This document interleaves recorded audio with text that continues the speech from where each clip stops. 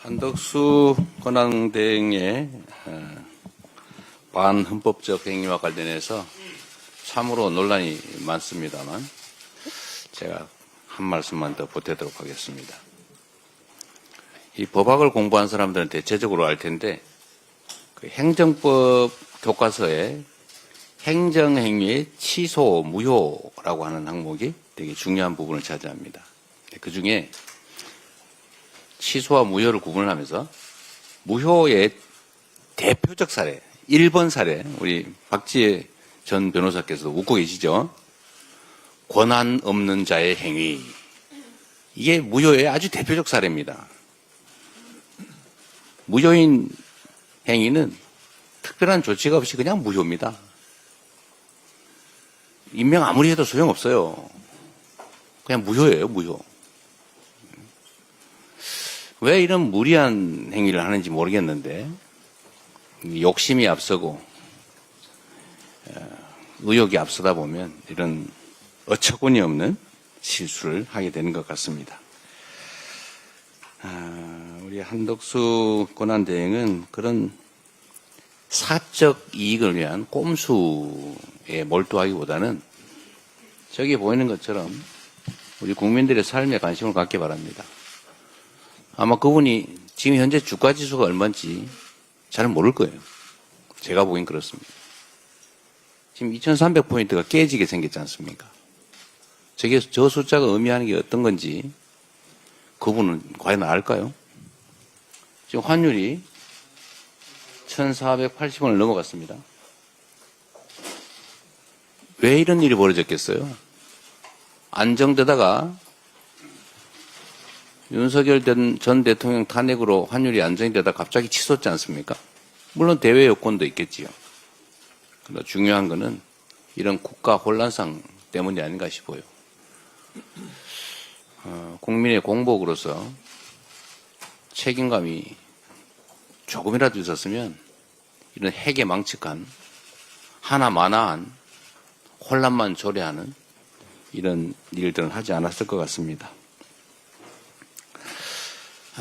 제가 당대표 일을 한 지가 3년 가까이 되는데 오늘은 우리 최고위원들께서 저보고 말씀드릴 기회를 많이 가지라고 발언을 짧게 해주셔가지고 제가 조금 더 길게 마지막이니까 말씀을 좀 드리려고 합니다.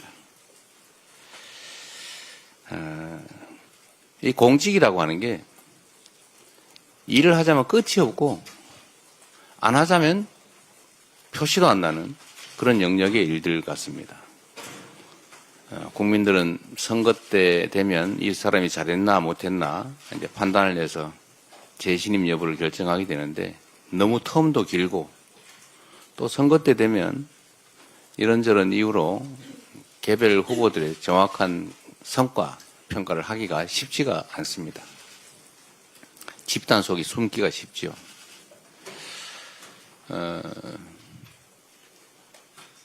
그런데 또 한편으로 보면 이 공직이라고 하는 게 게으르고 무책임하고 사욕이 많은 그런 사람이 놀기도 좋지만 다른 한편에서는 의욕을 가지고 열정을 가지고 실력을 발휘하면 정말로 큰 일을 할 수가 있습니다.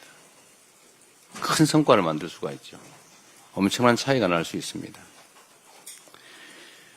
뭐 엄청난 거대한 신화를 만드는 거야 쉽지가 않겠지만 작은 일들을 챙기면 성실하게 많이 챙기면 정말로 큰 일을 해낼 수가 있죠.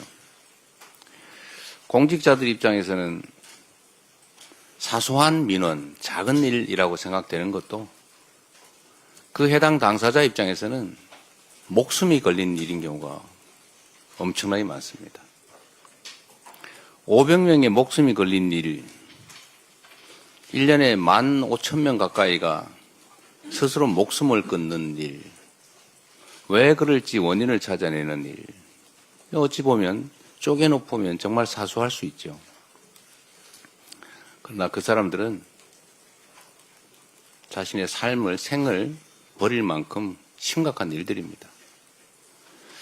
민원이라고 하는 이름으로 우리 각 행정기관, 정치권에 전달되는 그 수없이 많은 민초들의, 우리 국민들의 목소리, 그 민원을 취급하는 공무원 또는 그 일을 맞닥뜨리는 정치권, 소위 정부 영역에서는 뭐 별거 아닌 일들인 경우가 많죠.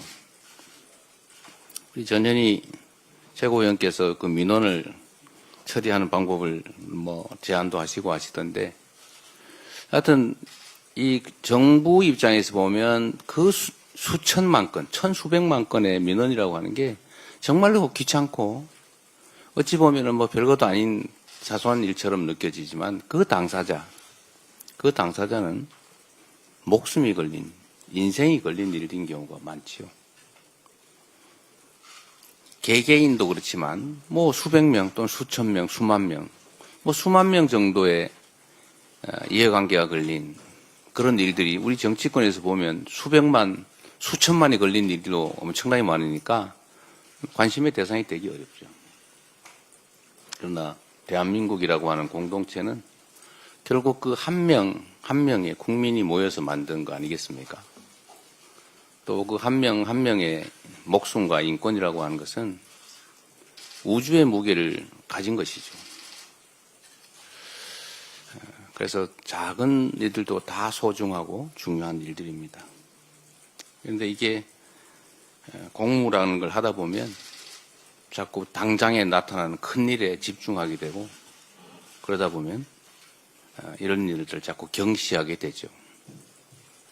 그 속에서 많은 사람들은 해결 가능함에도 불구하고 그 해결 가능한 일 때문에 고통받고 심지어 극단적인 결과를 빚기도 합니다. 행정 영역보다 사실 정치 영역은 그런 경향이 훨씬 더 심한 것 같아요.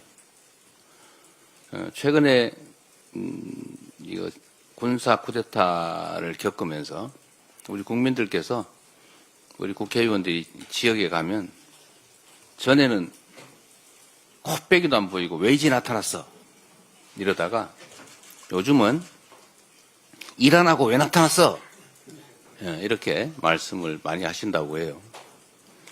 전에는 이 인간이 어디 가서 맨날 놀기만 하면서 동네 인사라도 다녀야지 인사도 안 다니네 이렇게 생각하다가 요즘 보니까 정말로 할 일도 하고 고생도 많이 하고 밥값을 안 해. 더 중요한 일을 해야지 왜 동네 이런 행사에 나타나? 이런 생각을 하게 된 것 같습니다. 국회나 공직자에 대한 국민들의 평가가 많이 바뀌신 것 같아요. 실제로 제가 보기에는 몇 년 사이에 많이 바뀐 것 같습니다.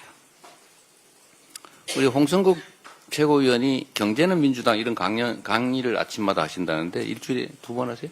일주일에 한 번씩 하는데 아마 국민 여러분께서는 좀 놀라실 텐데 그 아침 7시에 하죠? 8시에 아침 8시에 일주일에 한 번씩 하는데 무려 60-70명의 국회의원이 그 공부하러 모입니다. 매주. 근데 그 모임만 있는 건 아니에요. 수없이 많은 모임들이 있죠. 지금 국회의원들이 정말로 공부 열심히 합니다. 뭐 국민의힘이 어떻게 하는지 잘 모르겠어요. 최소한 민주당 의원들은 열심히 공부합니다. 그리고 아마 한번 되돌아보면 작년 총선이 끝난 다음에 거의 매일 비상사태였어요. 휴회도 거의 없었죠. 그리고 거의 비상대기에 많은 일들이 있었습니다. 최선을 다해왔던 것 같아요. 저한테도 저도 해외 출장 한번 못 갔던 것 같아요. 이 중에도 많을 거예요. 전에는 뭐 국회의원들이 정기회 끝나면 다 여름, 겨울 뭐 출장 해외 많이 갔죠. 뭐 그 나쁜 일이라는 뜻은 아니고 여유가 있었다 그런 말이죠. 지금은 그러지도 못할 만큼 일이 바쁩니다. 그리고 훌륭하게 그 역할을 해내고 있는 것 같아요. 그래서 성과들도 꽤 낸 것 같습니다. 당의 문화도 많이 바뀐 것 같습니다. 민주 없는 민주당이라는 비난을 과거에는 좀 들었는데 요즘 많이 사라진 것 같아요. 당원들이 당의 중심이 된 진정한 민주적 정당, 민주당이 돼 가는 것 같습니다. 또 한편으로 국민이 주인인 나라, 이게 작년 비상계엄 사태로 위기를 겪긴 했는데 역시 위대한 국민들의 힘으로 다시 국민이 주인인 진정한 민주공화국으로 되도록 하고 있는 것 같습니다. 우리 다 국민들의 헌신과 또 희생 덕분이죠. 3년간 당대표로서 나름 성과 있게 재임할 수 있었던 것에 대해서 감사드립니다. 이거는 결국 우리 당직자 또 당원, 우리 최고위원님들 포함한 의원님들, 지역위원장 여러분 모두 고생해 준 덕분입니다. 출발할 때는 험했는데 그래도 퇴임하는 상황에서는 출발할 때보다는 상황이 좋은 것 같아요. 모두 여러분들의 덕분입니다. 이제 또 새로운 일을 시작하게 되겠죠. 아쉽거나 뭐 홀가분하거나 뭐 그런 느낌은 사실은 없어요. 우리 더불어민주당은 지금 저의 거의 대부분이라고 할 수 있죠. 사생활을 제외한 나머지 삶의 거의 대부분이 더불어민주당입니다. 민주당의 당원들께서 당을 지켜주셨고 또 저를 지켜주셨지요. 3년 생각해 보면 사실 무슨 소설 같아요. 그리고 엄청나게 긴 시간 같기도 하고 또 한편으로 생각하면 거의 순간처럼 느껴지기도 합니다. 그런데 당대표를 어쨌든 퇴임하는 이 장면이 저 주가지수를 보니까 정말 가슴 아파요. 엄청나게 많은 사람들이 고통받고 있겠지요. 그렇다고 내일 모레 당장 좋아진다는 보장도 없습니다. 그래도 우리 위대한 국민들은 언제나 역경을 스스로의 힘으로 이겨내왔습니다. 신통하게 하나 있지요. 대통령이 비상계엄을 선포하고 탄핵이 되고 나니까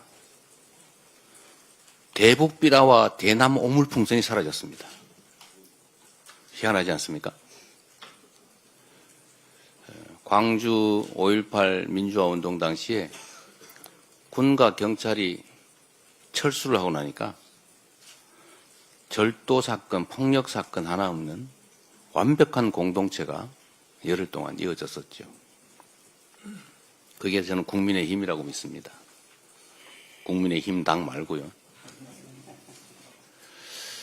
우리가 겪는 이 어려움도 우리 국민들께서 과거의 그 역경을 이겨낸 위대한 DNA를 발휘해서 빠른 시간 내에 이겨낼 것으로 믿고 저도 그 역정에 함께하겠습니다.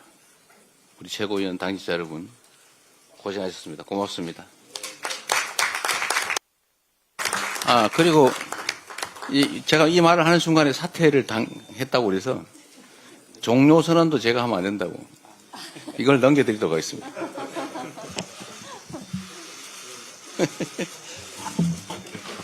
네, 이렇게 넘겨드리겠습니다. 자리도 바꿔드릴까요? 네, 정회선언도 우리 박찬대 직무대행께서 해주시기 바랍니다. 정회선언입니까? 네. 말씀 한번 하세요. 예. 인계받는. 대표님, 네. 2022년 8월 18일부터 오늘까지 아까 우리 한준호 최고께서 얘기했는데 234일이 지났습니다. 네. 이재명 대표와 함께 국민과 함께 울고 국민과 함께 울었고 또 국민과 함께 민주주의를 지켜낸 기간이었다고 생각합니다. 또 우리 민주당은 당원 중심의 대중정당으로 세계 정당사에 또 새로운 이정표도 열었습니다. 대표님께서 다시 대표직을 내려놓고 또 새로운 길을 가는데 그 장도에 국민과 함께 저희가 같이 가겠다 이런 말씀 드리고요. 그동안 정말 대표로서 수고 많이 하셨다 이런 말씀 드리겠습니다. 대표님 오늘이 최고위원 몇 차인 줄 아십니까? 100차라면서요? 예. 100차 이거 이상한데. 요게 또 뭐- 100차인데요. 100차인데요. 백찬데요. 이 이후에는 박찬대가 합니다. 네. 제 100차 최고위원회를 정해하겠습니다. 네. 자, 이재명 우리 대표님 수고하셨습니다. 큰 박수 부탁드립니다. 저 그리고요, 우리 밖에 그 현관에 나가서 같이 우리 지도부, 우리 주요 당직자분들 사진은 또 하나 찍겠습니다.